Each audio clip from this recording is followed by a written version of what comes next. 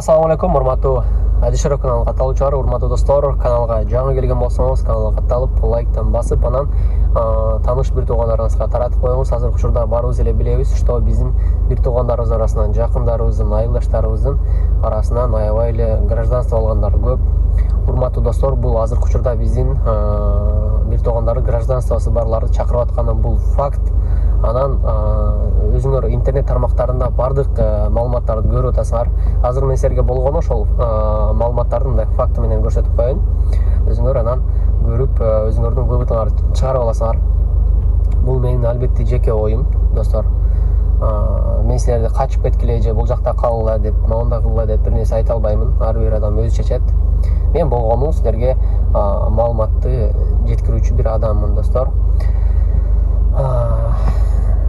Бардыгы мындай карап турганда печально дейт, орустар айткандай печально, мындай жакшы жери жок. Даже орустар өзү билбейт эртең эмне болуп кетерин. Орустар өздөрү билбейт, азыр өздөрү көздөрү чачырап, өздөрү мындай паникадагы турган учуру. Анан албетте биздин өлкөгө кылган мындай мамилеси боюнча бул издевательство деп айтса болот. Биринчи очередь иммигранттар деп, например, иммигранттар биринчи очередь 10 жылга чейинки гражданство алгандар, ошолор 1 жылдык мөөнөткө служба кылганга баягы должен деген эмеде булар сунуштап жатат Госдумга. Бул нерсени сунуштаган киши Сергей Собянин, баарыңар таанисыңар, Москвадагылар, бүт жактагылар Сергей Собянин баары эле билет. Анан кийин дагы бир факт туугандар, дагы бир факт. Бул жерде Сергей Собянин дагы мындай деп сунуштаган: Россияга келип эмгектенген мына мигранттардан, мына Сахарада жаткан адамдарга жеңилдик берели деп атат. Жеңилдик берели, ушулар силер келип иштегиле, типа вот келгиле, служба кылгыла, силерге биз типа акча төлөп беребиз, мондай кылабыз, при этом силерге биз гражданство беребиз деген толук бир маалымат бар, достор. Анан кийин жок бизге тийбейт экен, анан биз жүрө берет экенбиз, анан тигине экен деген жерлер менин оюмча туура эмес болуп калат. Туура эмес болуп калат, потому что бул сөз айтылган сөз, туугандар. Бул сөз айтылган сөз. Бул факты менен, туугандар. Сергей Собянин бул жерде прямой сунуштап жатат мигранттарды деп атат. Сахарадагы мигранттар, который камалып жаткан, ал жерде кыргыз бар, өзбек бар, таджик бар, казак бар, любой жактан мигрант болуп келген адамдар ушул жерде убактылуу кармалып жаткан. Алар кармалып, по идее, алар өз өлкөсүнө кетиш керек болчу. 2 ай жатып, например, өз өлкөсүнө кетиш керек болчу. Анан Сергей Собянин ушуларды сунуштап жатат. Давайте дадим им возможность, чтобы исправить какие-то өзүнүн бир жумуштарын, мындай өзүнүн бир кылган катачылыктарын оңдош үчүн биз буларга возможность берели деп атат. Ушул эле жерде карап көрсөк, достор, ушул эле жерде карап көрсөк, Россия канчалык төмөн жака кетип калып атат да, мындай алып карагандачы.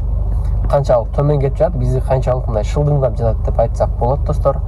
Ооба, биз Россияга келип тамак ашыбызды ушул жактан, Аллах Таалам ушул жактан бизге рызык берген экен, ушул жактан иштеп жатабыз. Бирок Россиянын кылган бул, менин оюмча, бул жумушу аябай издевательство деп мен баалаймын чындыгында. Анан өкүнүчтүү, достор, өкүнүчтүү. Эгерде мына 2 күн эмес, уже 1 күн калды. 1 күндөн кийин жана Россия өзүн басып алган, Украинанын кирип алган жерлерин эгер өзүнө өткөрүп ала турган болсо, булар тетиги Херсон деген жерлер бар болот. ЛНР, ДНР деген жерлерин ДНРге уже кирип алды, Крымды уже алган. Крым уже бул Россияга өткөн. Ошол Крым сыяктуу эле жанагы басып алган жерлерин өзүнө кайтарып ала турган болсо, достор, кайтарып ала турган болсо, эртең уже ушул нерсеге кол коюлат. Эртең уже ушул нерсе чечилет. Уже голосование болот. Эгер Россия өзүнүн эмесине, территориясына кошула турган болсо, карта изменение боло турган болсо, ошол жерге Украина кол сала турган болсо, уже толук кандуу согуш болушу толук ыктымал. Толук кандуу, уже карап отурбайт, сен мирный адам элең, сен элиңди чыгарып кет или мындай кылып, уже шанс бербейт. Азыркы учурдагыдай кылыпчы. Азыркы учурда мен айтпайм, что Россия бир күч азайып калды же мындай моундай болуп калды. Бул дагы бир политический бир ход болушу мүмкүн, туугандар. Бул дагы бир политический ход болушу мүмкүн. Ошол эле учурда Владимир Зеленский өзүнүн оюн айтып жатат, келгиле деп атат, келгиле то что алган жерлериңерди кайра бергиле, бир столго отуралы, бизге уруштун кереги жок, келгиле сүйлөшөлү деп атат. Бул акыркы маалыматтар туугандар. Анан Зеленский айтып жатат бул жерде Россиянын 55 миңдей адамы өлдү деп атат. 55 миңдей солдаты өлдү деп атат. Боевой солдаты өлдү деп атат. Канча гана танкасы, канча гана моундай оружиялары моундай талкаланды деп атат. Россиянын маалыматы боюнча болгону бизде 6 миң гана солдатыбыз өлдү деп атат. Болгону 6 миң гана бизде жоготуу болду деп атат. Бирок булар частичный призыв кылып атат. Частичный кылганда уже мына өзүңөр көрүп атасыңар, аэропорттор уже толуп калды. Билеттердин баасы 200 миңден болуп атат. РФ паспорт менен учуп атат туугандар, бирок кымбат баага учуп атат. Чындыгында тетиги границалар Казакстанга чыгып кеткен Барнаул деген жерден бул жакта азыр көрөсүңөр, видеолор болот. Битком элдер турат, кадимкидей турат ошол жерде. Анан өзүңөр көрүп атасыңар ситуацияны. Анан бул, конечно, бул давление бизге деле, бизге прямой болот. Анан кийин мен ойлойм, скорее всего, биздин кыргыздарбы или өзбектерби гражданство 10 жылга чейинки алгандарды эгер согуш болуп кете турган болсо, сөзсүз милдеттүү түрдө алып кетет деп ойлойм. Мен туугандар, милдеттүү түрдө бул нерсени таратып койгула достор.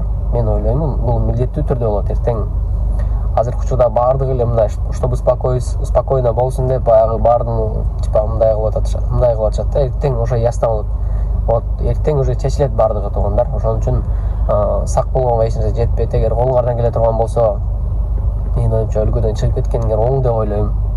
Бул менин жеке оюм. Чыгып кетиш, чыгып кетпеш, бул силердин өзүңөрдүн эмеңер, жумушуңар. Бирок менин жеке оюм ушо чыгып кеткениңер оң.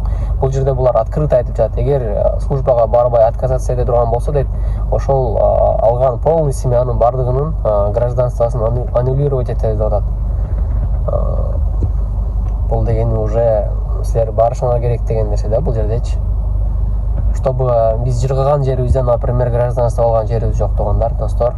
Өзүңөр билесиңер кандай кыйынчылыкта гражданство алганбыз, эмне кылып алганбыз, эмне себептен алганбыз, баардыгыңар өзүңөр жакшы билесиңер. Бул видеону ким аягына чейин көргөн болсо, достор, таратып койгула достор. Кыргыз мекендештерибиз баардыгы көрсүн, Россияда эмгектенип жүргөн баардык мекендештер көрсүн, Кыргызстандагылар болсо деле көрсүн, мындай түшүнсүн. Бул маалыматтар боюнча мындай алардын да мындай билсин да, алар деле ушундай нерсе болуп атыптыр ооба депчи. Мен силерге баардык айткан нерселеримди азыр бул жакта видеодо көрөсүңөр. Факт менен, баардыгы факт менен туугандар, баардык нерсени карап көрүп койгула. Видеону аягына чейин көрсөңөр түшүнөсүңөр, например. Баардыгы факты менен бул видеону болушунча таратып бөлүшүп койгула достор. Россиядан гражданство алгандар дагы кулаңарга, күмүш угуп бөлүшүп койгула достор. Менин эле өзүмдүн туугандарым арасынан аябай көп гражданство алган адамдар, аябай көп да, мындайча айткандачы, мага кымбат адамдар көп. Мен каалабайт элем, алар барып согушун мен каалабайт элем, чындыгында мен каалабайт элем. Алардын бул гражданство алган экен, ошол өлкөнүн уже адамы да. Бирок ошол нерсе дагы мен каалабайт элем достор. Ошол азыркы учурда болгон маалымат ушул. Эгер дагы бир маалымат боло турган болсо, мен силерге маалымат берип турам достор. Каналга каттагыла. Бул каналда көптөгөн жаңылыктар болот достор. Анан акыркы жаңылыктарды ушинтип силерге жеткирип турууну туура көрүп атам достор. Анан каналга катталганды унутпайбыз. Ошол достор. Бар болуңуздар, кыргыз элим өнүксүн, кыргыз элим дагы бир жетишкен өлкөлөрдүн катарында болсун достор. Ошол бар бололу, бир бололу. Бир аз сүрдөп атам мен достор. Бул бардык нерсени айтып атканда мен да сүрдөп атам. Билбейм, араңарда кандай кабыл аласыңар. Мен болгон нерсени ушундай эмоция менен айтып атам силерге достор. Туура кабыл аласыңар деген ойдомун. Ошол достор, буюрса азыркы учурда Тажикстан боюнча да бир аз кыскача маалымат айтып коелу. Кыргызстан менен Тажикстан ортосунда буюрса азыркы учурда кичине болсо дагы эмебиз, кырдаалыбыз жакшы, кичине болсо да тынч. Потому что алар дагы азыркы учурда мына нерсени көрүп алардын да көзү чачырап, эмне кылаарын билбей атат туугандар, реальночи. ошол эмне болсо дагы өлкөбүздө, жерибизде, бүт дүйнө жүзүндө тынчтык болсун. Ошол видеону ким аягына чейин көргөн болсо, сөзсүз лайк басып койгула достор. Лайк басканыңар башка бир адамдар көрүшүнө себеп болот. Ошол достор, бул видеону бөлүшүп койгула. Бар болуңуздар. Ассаламу алейкум. Сиздер менен Шеров болду.